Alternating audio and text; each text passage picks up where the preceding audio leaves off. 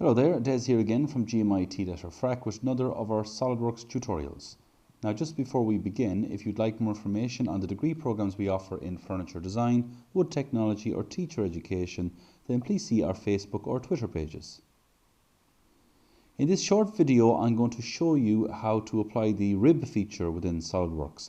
On the right hand side you can see a very simple application of the feature, and on the left hand side of the screen you can see a complicated blender jug that has been supported inside the jug itself with ribs. So let's begin. Now moving over to SoliDWorks, this is the exercise I want to draw. You can see there's a component, an L-shaped bracket with this rib that has been added to it. Now it's not the most complicated piece of geometry, but it's nice to use the rib feature, as you can see over here in the feature manager, rather than a simple extrude boss base feature. So let's begin. To draw that, let's call up a sketch of a line, and on the front plane let's just draw this L shape, any size for now, and close the sketch. I'll then call up features, extruded boss base, and extrude that shape, not in one direction but rather mid-plane.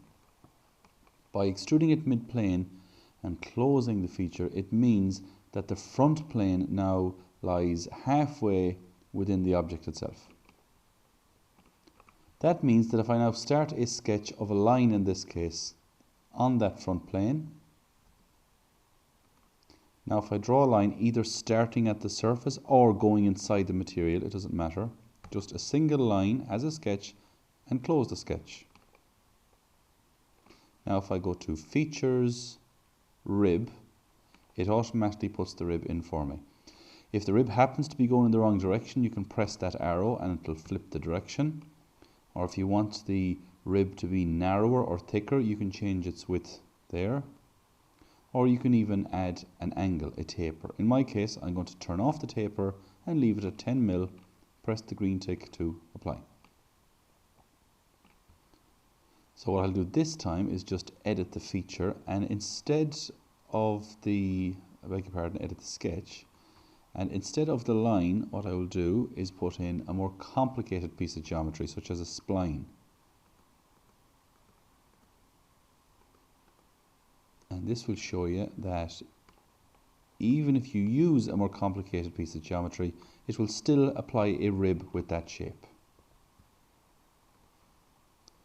So here is a blender jug that has been drawn in SoliDWorks, and I want to stiffen that inside with the application of a number of different ribs.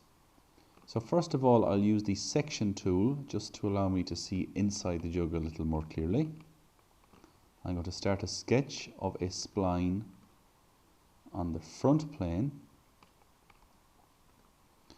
and I'm going to draw a rib using the spline tool like this.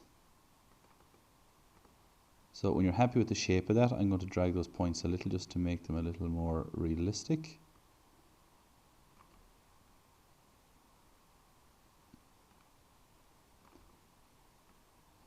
As I said, when you're happy with that, simply close it. I'm going to turn off the section view now and go to features, rib. Select the sketch if prompted, and it gives the preview. First of all, I'll narrow that up to say 3 mil, but I'm expecting this to throw up an error when I press the green tick, because this is actually a multi-body part. I've modeled this particular jug using a lot of different bodies, so sometimes when prompted you just have to select the body that this rib is going to run up as far as. So simply click the jug, press the green tick, and there you have it. So what I'll do now is very quickly apply a small radius fillet to the face of that. And I've added an axis already, but just to show you how to add an axis, you can go to Reference Geometry, Axis, Two Planes, and select the front plane in this case, and the right plane. It will put an axis through the center of the jug for you, which will now allow me to do a circular pattern of that rib and the fillet.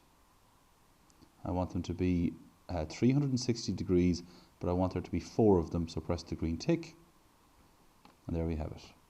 Let's right click and hide the axis and apply some appearances, gloss, clear glass onto the entire part, and there we have the stiffening supports inside the blender added using the rib feature. So thanks for watching that short video. If you enjoyed that and want to learn more about SoliDWorks, then please see our GMIT Letterfrack YouTube channel.